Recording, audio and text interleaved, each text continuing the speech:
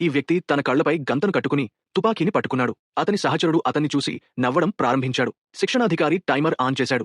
AK 47ను వీలైనంత వేగంగా జోడించడం. కళ్లకు గంత ఉన్నా అతను పూర్తిగా శాంతగా ఉన్నాడు. కేవలం 19 సెకన్లలోనే అతను మొత్తం తుపాకీని ఖచ్చితంగా అమర్చాడు. అందరూ చప్పట్లు కొట్టారు. స్నైపర్ టీం నాయకుడు అతన్ని తన బృందంలో చేర్చాలని నిర్ణయించాడు. ఆయుధాలు ఇవ్వాల్సిన సమయం రాగానే మిగతా వారందరికీ కొత్త, ఆధునిక స్నైపర్ రైఫిళ్లు ఇచ్చారు, కానీ అతనికి మాత్రం పాతది, పాడైపోయిన రైఫిల్ ఇచ్చారు. అతను ఫిర్యాదు చేశాడు, కానీ శిక్షణాధికారి అతన్ని తిట్టాడు. అతని సహచరులు కూడా అతని పాత తుపాకీ చూసి నవ్వారు. ఇంకేమీ చేయలేక అతను మరింతగా శ్రమించాలనే నిర్ణయం తీసుకున్నాడు. తర్వాతి శిక్షణ పూర్తిగా కదలకుండా ఉండటం. స్నైపర్లంతా పడుకుని ఉండాలి. శిక్షణాధికారి వారి పక్కనే బుల్లెట్లు కాలుస్తూ ఒక్క వ్యక్తి మాత్రమే కుదురుగా కదలకుండా ఉన్నాడు. ఆ తర్వాత వచ్చినది షూటింగ్ ట్రైనింగ్. శిక్షణాధికారి వారి రైఫిళ్ల స్కోపులను కప్పేసి చూడకుండానే కాల్చమని ఆదేశించాడు. అప్పుడు అతని పాత రైఫిల్లోని అన్ని బలహీనతలు బయటపడ్డాయి. అతను మళ్లీ తుపాకీని నిందించాడు. కానీ శిక్షణాధికారి, నువ్వు బాగాలేకపోతే ఆయుధాన్ని నిందించుకు అన్నాడు. అతనికి అది నచ్చలేదు, కానీ మౌనంగా తన ప్రతిభను నిరూపించుకోవాలని నిర్ణయించుకున్నాడు. రాత్రి షూటింగ్ వ్యాయామంలో ప్రతి స్నైపర్ పూర్తిగా చీకటిలో ఒక్క బుల్లెట్తో లక్ష్యాన్ని తాకాల్సి ఉంది. అందరూ త్వరగా కాల్చి వెళ్లిపోయారు, కానీ అతను మాత్రం అలాగే నిలిచిపోయాడు.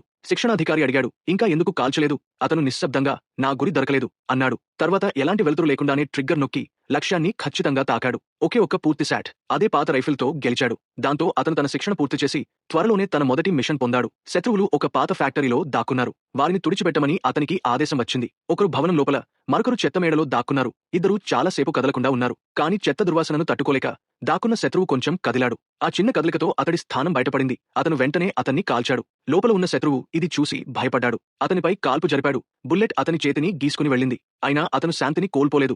జాగ్రత్తగా లక్ష్యాన్ని సాధించి ఒకే శాట్తో శత్రువును పడగొట్టాడు. లక్ష్యం పూర్తిగా నిర్వీర్యమైందని నిర్ధారించుకుని ప్రశాంతంగా కూర్చుని తన గాయపడిన చేతికి పట్టికట్టడం ప్రారంభించాడు.